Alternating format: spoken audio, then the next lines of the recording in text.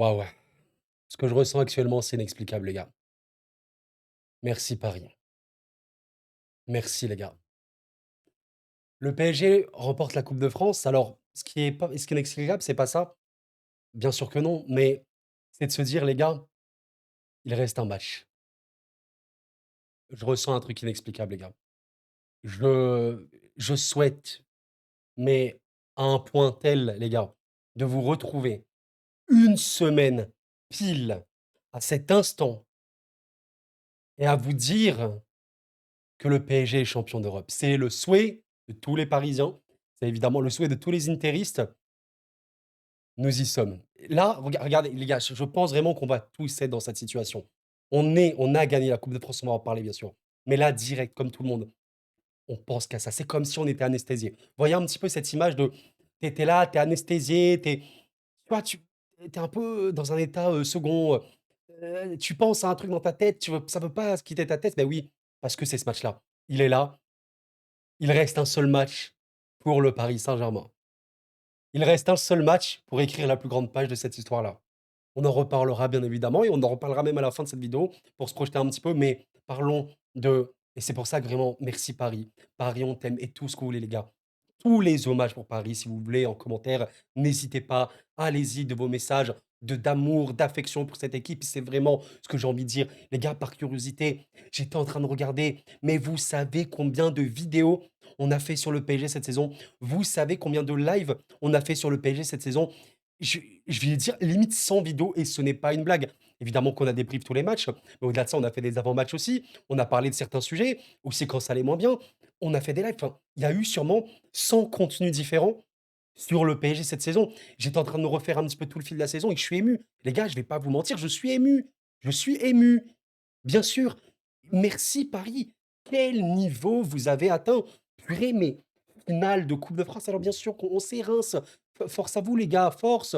Force. D'ailleurs les gars, j'ai une pensée pour nos amis lyonnais et strasbourgeois qui sont bien contents parce qu'ils pourront jouer l'Europe. Bon, Strasbourg devra évidemment passer les barrages de la Conférence League et Lyon devrait espérer ne pas avoir trop de problèmes cet été avec la DNCG. Mais voilà, parenthèse fermée, Reims, force à vous. On sait, évidemment les gars, c'est pas une surprise.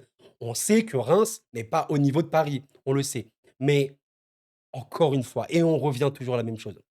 Parce que le football nous a montré que même si devant toi, il y a une équipe moindre, bah, tu ton championnat, même division inférieure, eh bien, tu peux perdre. Bah, la preuve, si Reims, ils sont là, ils ont battu notamment des équipes, notamment Monaco, et on a déjà vu des équipes amateurs battre d'autres équipes professionnelles parce que c'est le football, c'est un sport à prendre au sérieux. C'est ça que je veux souligner. C'est ça que je me que c'est mon combat vis-à-vis de ce PSG-là. La mentalité de ces joueurs, je n'ai jamais vu ça en tant que supporter parisien.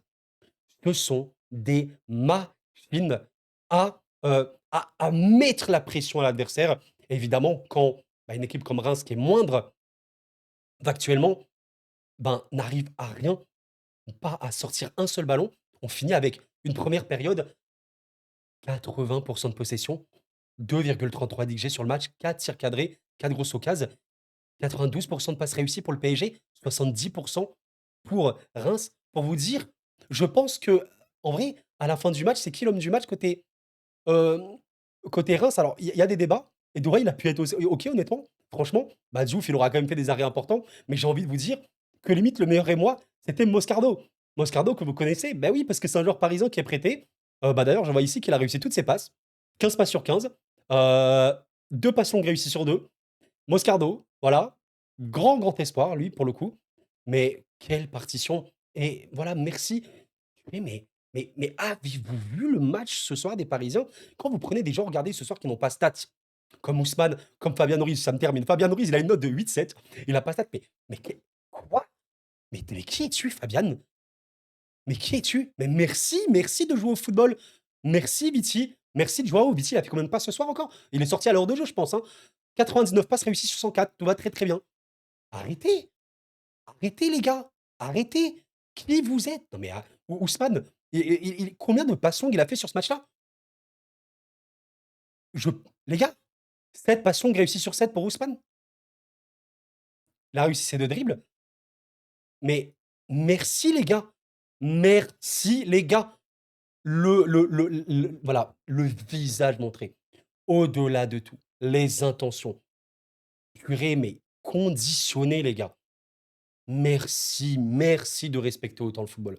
Là, on voit une équipe qui respecte le football. Les efforts incessants, du début à la fin, bien au-delà de n'importe quelle statistique, de but, de passe, de je sais pas quoi, l'intention et la mentalité de cette équipe sur le terrain. Même si ce soir, évidemment, au niveau des stats, il y a un doublé de passe D pour Désiré, qui a fait du Désiré Doué, hein, qu'on connaît très très fort, qui aurait même pu marquer, je pense, à un moment, et Bradley, purée, il est vraiment une machine à stats. C'est abusé parce que vous savez que Bradley, bon, déjà au niveau de la data, c'est un des meilleurs joueurs d'Europe, hein, c'est vrai, cette saison. Bon, il a une data très, très complète, hein, de Barcola, mais je vais revenir sur un point qui va vous montrer un peu la lecture de joueur, c'est que au niveau des passes, ben, il a pas les meilleurs stats de passes. Je suis un petit focus sur Barcola parce que le joueur est fascinant à comprendre. Barcola, c'est un joueur qui est énorme, mais en fait, c'est une machine à stats parce qu'il a un talent, je sais pas, inné pour la passe. Généralement, ses passes sont extrêmement dangereuses. C'est pour ça que vous voyez ici, ben, Barcola, au niveau des passes moyennes, au niveau des passes longues comparé au milieu offensif et aux ailiers d'Europe, ben, c'est pas celui qui en fait le plus. Pas du tout même. Mais quand vous voyez, regardez ici, les XA notamment et les XAG, les buts assistés attendus, il est parmi les meilleurs d'Europe. Ça signifie littéralement que ses passes, même si bah, le volume de passes qu'il a n'est pas le plus énorme, bah, en fait, elles sont extrêmement dangereuses. D'où le fait qu'il a énormément, bah, de passes D cette saison. Là, je vous montre par exemple Ousmane Dembélé. Bon, évidemment, ça n'a rien à voir. C'est pour vous dire à quel point ça n'a pas de sens. Ça, c'est Barcola, OK, au niveau de la passe. Ça, c'est Dembélé au niveau de la passe. Bon, Dembélé est largement un des meilleurs joueurs du monde. Il peut prétendre au Ballon d'Or. D'ailleurs, les types de passes, regardez, il fait littéralement toutes les passes possibles et imaginables parce qu'aussi Dembélé touche énormément de ballons. Mais Barcola peut en toucher beaucoup. Je pense que sur ce match-là, les gars, bah, si on regarde un petit peu qui a touché le plus de ballons, bon, forcément les milieux, Vitinha, je pense à Kimi. On va regarder ça rapidement. Voilà, Fabian, ça c'est très logique. Vitinha, on a Achraf et on a Dembélé ici. Regardez, Dembélé, il a 94 ballons touchés sur ce match-là. Bradley, il en a 63. Donc, OK, Dembélé est un joueur d'élite absolue, d'où le fait que tout est vert, quasiment au max, c'est un des meilleurs joueurs du monde. Barcola, bah, il touche moins de ballons, donc il a aussi moins de passes, mais les passes qu'il fait, même s'il en fait moins, même beaucoup moins par rapport à d'autres, elles sont généralement extrêmement dangereuses. D'où le fait que c'est une machine à stats. Et en fait, ce qui est très intéressant, c'est que, notamment au niveau de balle au pied, bah, vous voyez que Barcola, il tente beaucoup, beaucoup de dribbles, mais il a un pourcentage de dribbles réussi vraiment mauvais en ce moment. Et ça a été une des grandes frustrations de beaucoup de gens. D'ailleurs, j'ai reçu des messages personnellement, même en live. Ouais, Koro, t'en penses quoi de Barcola? Je trouve pas qu'au final, il est pas si fort que ça. Les gars, vraiment, quand vous voyez le volume global de Barcola, quand vous voyez que c'est une machine à stats parce que c'est un joueur qui est dangereux, c'est un joueur de risque. Les passes qu'il va faire sont des passes risquées. Les percussions qu'il va faire, les dribbles qu'il va faire, ce sont des actions risquées. Mais si ça passe, comme bah, par exemple face à Manchester City, on s'en souvient, si ça passe, Barcola va stat. Parce que c'est un joueur comme ça, un joueur de prise de risque et c'est aussi ce qu'il faut dans le football. Et vous savez ce que je trouve extrêmement fascinant, c'est qu'il a beaucoup, beaucoup, beaucoup marqué. Regardez les XG, il est évidemment parmi les premiers en Europe. Les buts, il est parmi également les meilleurs. Mais regardez ici, cette stat, les buts moins les XG, ça signifie la finition. Il est dans le rouge. Parce que c'est ça qui est assez dingue. Barcola stat beaucoup. Vous comparez aux ailiers en Europe, ailier milieu offensif, vous allez voir, hein, il est sûrement parmi les premiers. Mais il n'a pas une si bonne finition que ça. Alors imaginez Barcola avec une bonne finition. C'est un autre délire. Donc voilà, les gars, je voulais faire ce petit topo sur Barcola, pour, voilà, exprimer un petit peu à quel point ce mec-là peut être tellement dangereux. C'est un joueur de différence, mais je voulais voir un peu les passons réussis ici. Donc évidemment, voilà, Vitinha 100 de passons réussis, 7 sur 7, 7 sur 7, Fabian 5 sur 7. C'est non, c'est juste trop beau les frères. Franchement, c'est juste trop beau. Je suis ému de cette équipe sincèrement. Franchement, quand tu vois ici, regardez les récupérations, s'il vous plaît, s'il vous plaît. Fabian Ruiz, c'est celui qui fait le plus de récupérations dans ce match-là avec Edouard. S'il vous plaît, plus que les 2 gardiens, avec tout le volume qu'il a, 3 tacles réussis sur 5. Neves, il joue énormément de duels, il a perdu certains duels, il fait le plus d'actions défensives, je pense, du match, côté PSG. Enfin bref, c'est une équipe de football d'un niveau absolument magnifique. Voilà, formidable. Et aujourd'hui, c'est une fierté, mais vraiment, vraiment, vraiment une fierté de se dire: «Regardez les gars, nous les Parisiens, on a la chance d'avoir une équipe de football de très, très, très haut niveau». Par rapport à une époque où on avait de la chance, mais c'était un couteau à double tranchant par moment parce que tu n'avais pas de collectif. On pouvait dire: «Nous, le PSG, nous les Parisiens, on a la chance d'avoir des joueurs parmi les meilleurs du monde». Bon, ils avaient fait leur carrière ailleurs et cetera, mais on avait parmi les meilleurs. Mais le collectif, on pouvait jamais dire: «Oui, Paris, c'était top 1, top 2, top 3 en Europe». À part à certains moments où c'était évidemment de très haut niveau, on se souvient notamment au début de QSI. Mais à partir d'un moment, c'était très, très sombre. Et ben aujourd'hui, on peut dire ça. On a un des meilleurs collectifs d'Europe. une des meilleures mentalités d'Europe et on peut le dire, ouais, pour certains joueurs, ben, ouais, certains qui ils sont jeunes, donc c'est dur quand tu es jeune de dire: «Ouais, allez, c'est le meilleur, machin». Ils restent jeunes. On va là, par exemple, Désiré Doué, je parlais d'un machine à stats. Lui, il peut stat, laisser tomber. Alors lui, pour le coup, si il commence à parce que lui, par rapport à Barcola, il a pas beaucoup d'XG parce qu'il est généralement moins présent dans la surface, vous voyez? Mais si lui commence à l'être également, bon, laissez tomber. Mais voilà, on peut dire Désiré Doué, c'est un des meilleurs jeunes du monde. Peut-être des futurs, parmi les futurs meilleurs du monde, mais c'est magnifique. Pour moi, actuellement, mais il y a des joueurs d'élite absolue dans ce PSG-là, qui se sont, révélés également de par le collectif, tout simplement et l'incarnation de tout ça, c'est évidemment Dembélé qui, est un playmaker, un finisseur, un passeur, un presseur, tout ce que vous voulez. Il n'a pas marqué aujourd'hui. Ousmane, tu te préserves pour l'Inter, hein, évidemment, on le sait bien. Je suis tellement et Hakimi qui remarque aujourd'hui, hein, ah décidément, bon tellement Hakimi, on n'en parle même plus les gars, c'est dans son utilité, dans sa polyvalence, c'est évidemment un des meilleurs joueurs, du monde pour le coup. Je vous laisserai simplement regarder la fiche statistique de Hakimi sur ce match-là. 4 occasions créées. 4 occasions créées par la passe. Alors 4 occasions créées par la passe. Il doit probablement être, parmi les meilleurs, peut-être juste, après Fabian. On va voir, ça. Occasions créées, c'est là. Ah voilà. Il est littéralement après, Fabian, Ruiz. D'ailleurs, les expected assists, ça qui est intéressant, c'est de regarder à quel point tes passes peuvent donner une passe D. Bah, regardez Barcola, premier largement avec Désiré. Ici, on a Ousmane, Fabian. Donc voilà, ça c'est, Hakimi. C'est quoi d'autre les autres choses? Donc évidemment beaucoup d'occasions créées, il a marqué, beaucoup de 107 ballons touchés. N'importe quoi, 2 passes longues réussies sur 3, ouais, 2 tacles réussis sur 5. Il y a beaucoup d'actions défensives, mine de rien, vraiment 6 récupérations, 7 duels remportés sur 11. Ah, ces joueurs, les frères. Ah, je suis les frères, les sœurs, hein, tout le monde évidemment, mais juste un plaisir. Juste un plaisir, les gars. Franchement, merci. C'est pour ça que je vous dis, là, les gars, on est à la fin de saison, on va pas faire des analyses tactiques de ce match-là, vous le comprenez très, très bien. Force et moi, bonne chance à vous pour le maintien. La mentalité. Tu vois, ce genre de match-là, à une époque, même en Ligue 1, tu pouvais voir un PSG, en fait, qui avait pas des bonnes intentions en rentrant, qui était là, ultra nonchalant, heu, voilà, un peu osef, machin. D'ailleurs, vous voyez le mot nonchalance, ben, peut-être, pour revenir un petit peu à Barcola, peut-être que c'est ce qui a pu, résumer un peu Barcola ces derniers temps. Bah, d'ailleurs, j'en parlais avec un ami, on parlait du fait que, ouais, Barcola, tout pour, allez, le dribble, machin, tu vois, un peu nonchalant dans le jeu, machin, d'où le fait, quand vous regardez un petit peu sa data, bon, voilà, ici, OK, il tente énormément de dribbles, bon, il a un ratio, très mauvais parce qu'il en tente trop et ouais, parfois, tu es en mode: «Ah Barcola, bon, allez dribble un peu moins, sois un peu plus dans le jeu». Bah, OK, bah, ils sont jeunes, il faut aussi les canaliser, ce joueur-là, mais croyez-moi, hein, je pense que ce joueur-là est bien parti pour, évidemment rester au PSG et continuer à augmenter et toujours dans cette optique, vous savez, de joueur offensif, d'effort. C'est-à-dire Barcola, Désiré Doué, Kvara, bien évidemment. Kvara d'ailleurs, cette parenthèse, on espère qu'il a rien. Apparemment, il avait des maux de tête, il est rentré. Bon, on va espérer, qu'il n'a rien de trop grave. Je pense quand même qu'il sera là évidemment face à l'Inter. Ces joueurs-là sont des joueurs offensifs, mais ils ont, un volume de jeu athlétique, de volume de course et cetera répété et les replis défensifs, bah, absolument monstrueux. Donc rien que pour ça, mais les gars, Barcola, il peut même s'il veut beaucoup moins stat, mais tant qu'il est là, il se donne sur le terrain, il fait les courses, il fait les replis, moi je suis OK. Moi je suis OK les gars, vraiment, je suis totalement OK sur ça. Et voilà, c'est l'histoire de ce Paris Saint-Germain, les gars. C'est l'histoire de ce Paris Saint-Germain cette saison. Le PSG remporte la Coupe de France, c'est juste magnifique. Après un match totalement, bien sûr, totalement à sens unique. Reims qui purée, le pire c'est que Reims a j'allais dire, avait posé des problèmes à Paris. Les mots sont un peu trop forts, faut pas non plus abuser, mais Reims était invaincu face à Paris, ça c'est une vérité. Quand vous prenez ce match-là et quand vous prenez, ce match-là, c'était quoi un peu l'histoire de ces matchs-là? Je m'en souviens un petit peu. L'histoire de ces matchs-là, d'ailleurs anecdote, Nakamura et Dembélé ont marqué aller-retour. Bon, mais quelle était l'anecdote? Bah, PSG, possession outrageuse, mais notamment, bah, voilà ici, le 21 septembre, voilà, pas, eu beaucoup d'occasions. Il y avait des occasions, mais pas des masses non plus. Mais il y avait des ratés, beaucoup de ratés, il faut le dire. Match, retour, c'était la même chose et ouais, souvent, Reims qui avait 1 ou 2 possibilités et qui arrivait à marquer. Bon, bah, aujourd'hui, ouais, le PSG a été juste plus fort avec notamment, bah, on revient toujours à la même chose, on parlait d'intensité, machin et tout. Oui, avec un contre-pressing flippant, flippant. Enfin, quand tu vois Vitinha, Neves, Fabian notamment et après tous les attaquants au contre-pressing, ça fait flipper.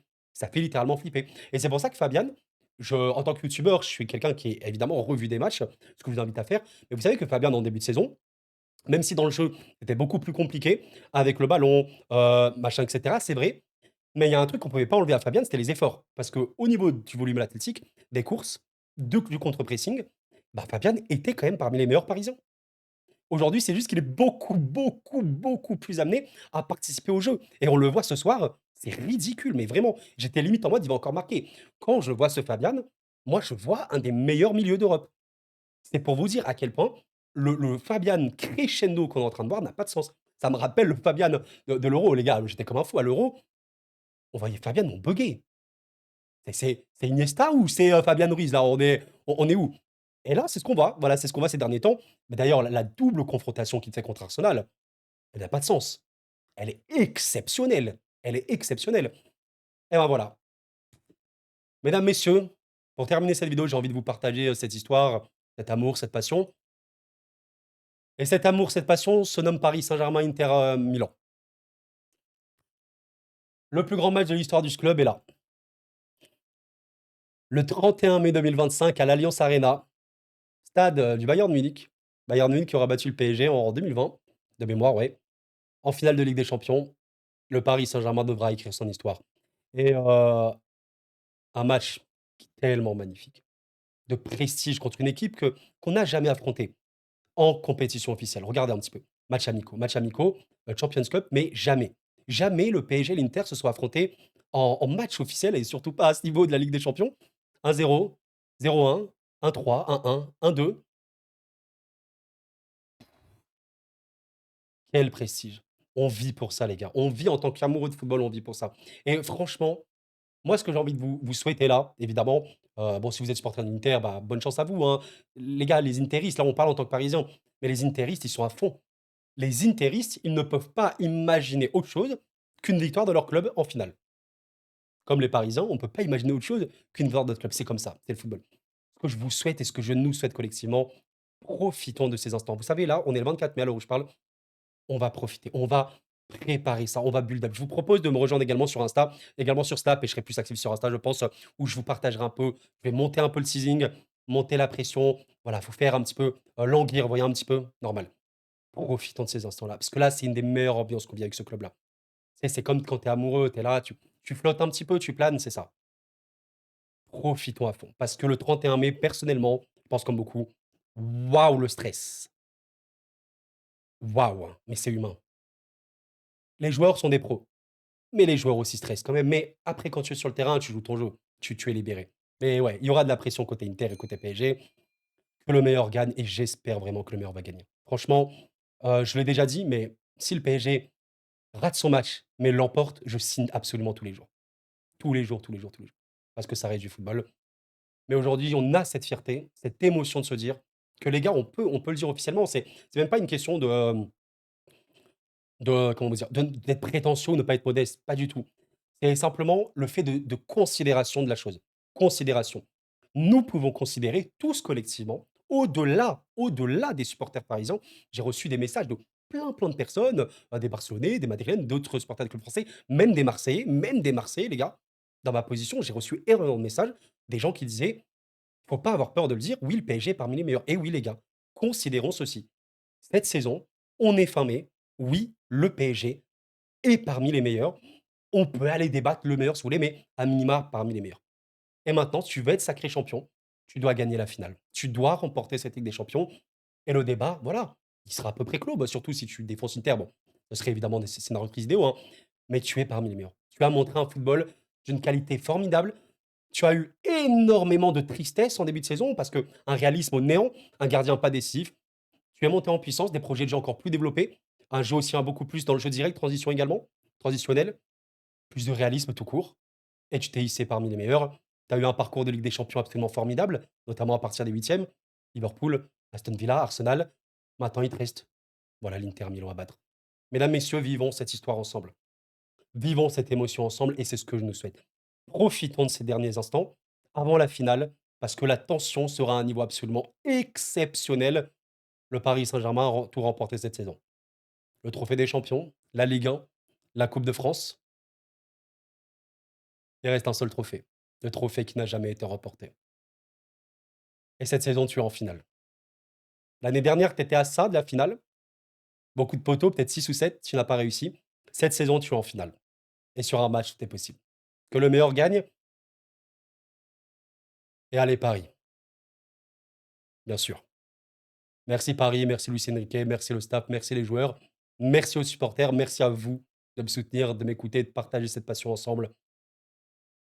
Et allez Paris, prenez soin de vous les amis, c'était Courant. Et la paix sur vous.